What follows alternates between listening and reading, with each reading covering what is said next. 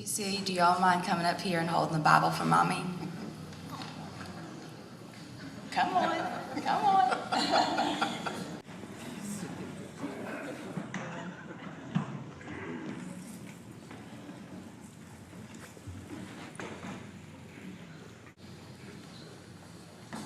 Place your left hand on the Bible, raise your right.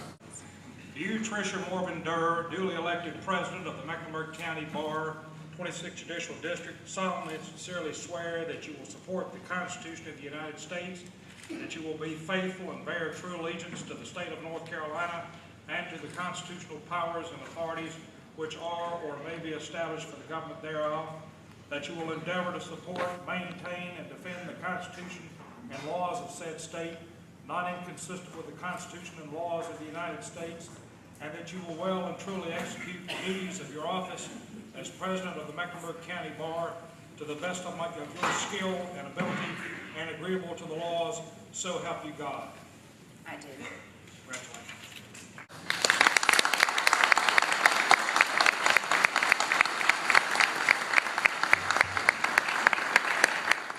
Mr. Harrington, if you could please stand. It has been nothing short of a true privilege to serve as Rob Harrington's understudy this year. Y'all, this guy is a true class act. He is the real thing. And you know it's a compliment because I say that about Rob even though he went to Duke. And he did it twice. Not only is he a class act, but he's going to be a hard act for me to follow. Let me tell you all, Rob has been unbelievably tireless in his efforts for all of us. His time investment has been unbelievable. And the only way that I can really quantify all of it is to say, thank you, Rob, for not billing us by the hour. Seriously, Rob has been an incredible leader, and I have no doubt that we will all be seeing him in years to come in leadership roles in our community. Thank you, Rob Harrington.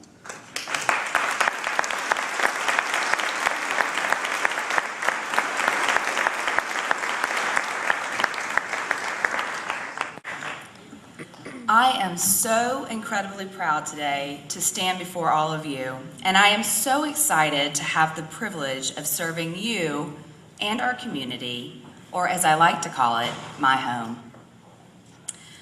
I want to talk today a few minutes about the concept and the idea of home.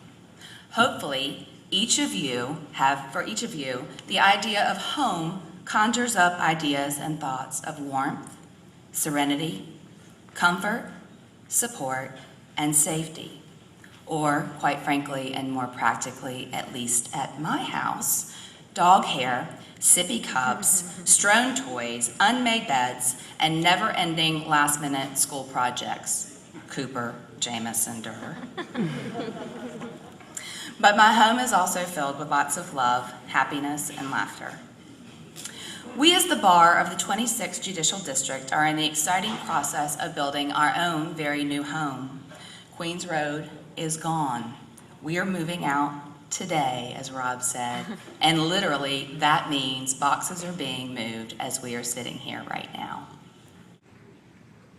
Our new Bar Center plans are well underway. Literally, guys, these plans have been more than 10 years in the making. And if you don't believe me, you can ask Pender McElroy or Bill McMullen, who are the co-chairs of the Future Bar Foundation Committee. Their work has been unrelenting.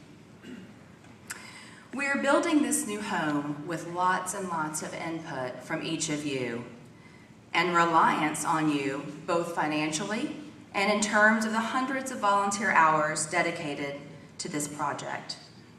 Together, we will build a place of fellowship, congregation, education, and resource for our lawyers and, in turn, our community. Speaking of our community, our home as a bar is of course, much larger than our 4 new walls and the foundation of the new Bar Center. With our respective license to practice, we are also charged with the moral and ethical obligation of promoting justice. Justice for all people, and especially justice for those with limited or no resources.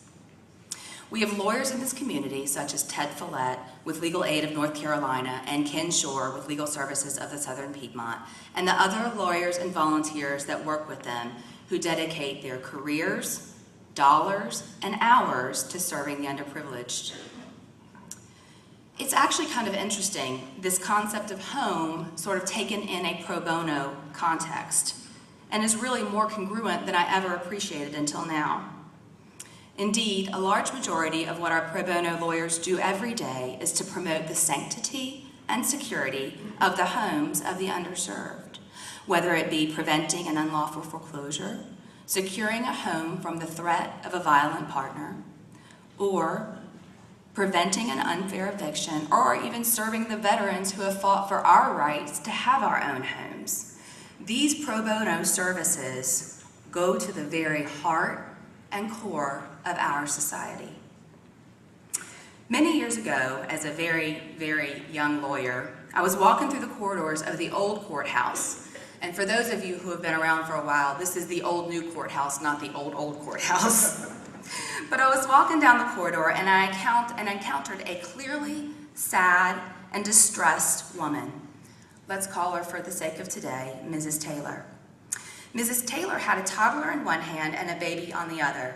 She recognized me as a lawyer back then. I'm not quite even sure today how, because it seemed that no one else did.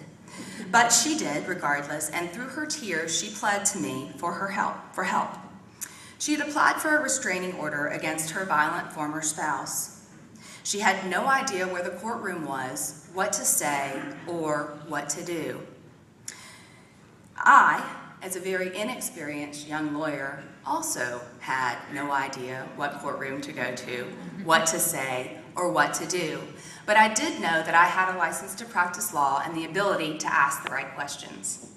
Mrs. Taylor and I found the right courtroom, and I explained the situation to the judge. He was kind and patient enough to tolerate my lack of knowledge and inexperience. Mrs. Taylor got her restraining order, and we called the bar for referral. They were able to send us in the right direction, where Mrs. Taylor and her children secured qualified volunteer legal services. I tell you this story because I want to ask each one of you something today. What would you have done if you had been me? Would you have walked away from Mrs. Taylor?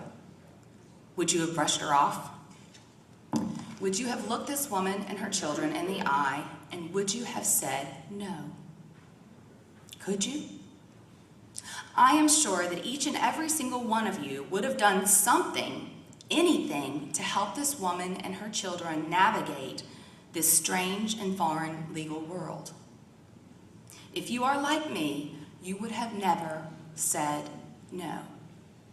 So let me say this.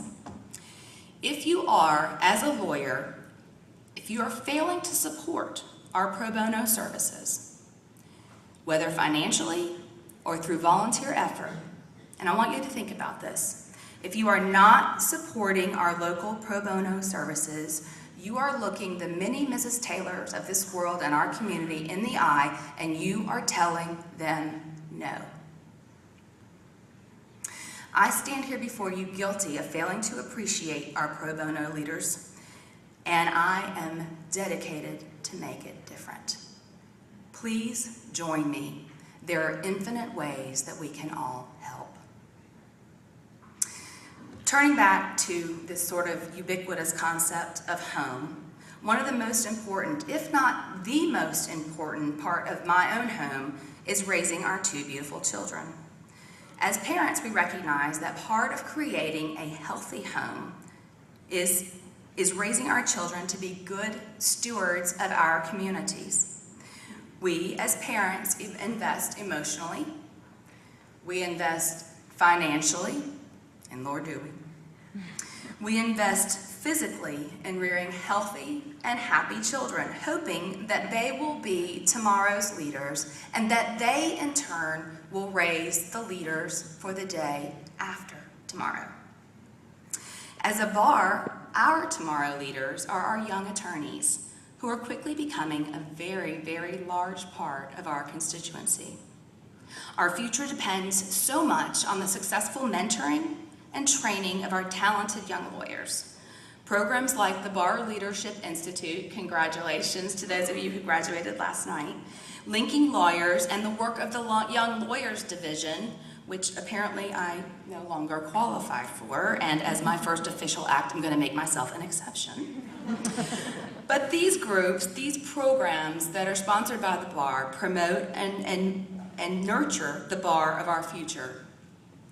To that end, and in talking about our young lawyers, I urge all of you to participate in mentoring and helping us guide our talented young people toward a successful career path so that they can continue our established tradition of camaraderie for the leaders who will come behind them on the day after tomorrow.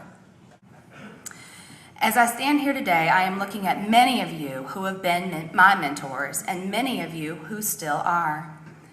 It is a gift to have the luxury of friends and colleagues that I know I can call and trust for good counsel and advice.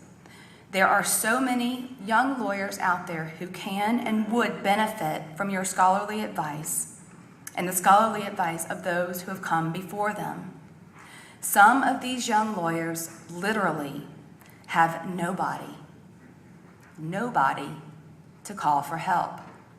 This should never happen in our home. This concept doesn't only apply to our young lawyers. As a bar, we must also support our colleagues who are on the other end of the spectrum. While full of great war stories, sage advice, and infinite legal knowledge, most, if not all, of our established lawyers have never had to transition out of the practice of law. They have never had to value and sell their solo practices, their life's work. They have never had to hand the reins of leadership over to a new managing partner or new practice group leader. These lawyers need us. We have had some insightful suggestions and resource direction from many of you, and we are already developing this new venue of support. The bottom line is, as is true in any home environment, the individuals within it face their own unique challenges and struggles. Regardless of stage in life, career choice, or practice area, we as a bar must celebrate, embrace, and promote our diversity, our differences, and our own unique style. In the end, as a bar, we must support and embrace one another in success as well as shortcoming.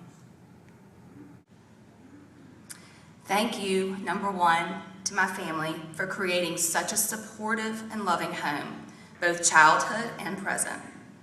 Thank you, Your Honor, for swearing me in today.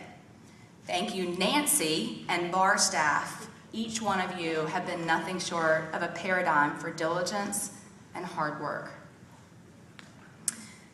Thank you, Rob, for sharing your infinite leadership skills.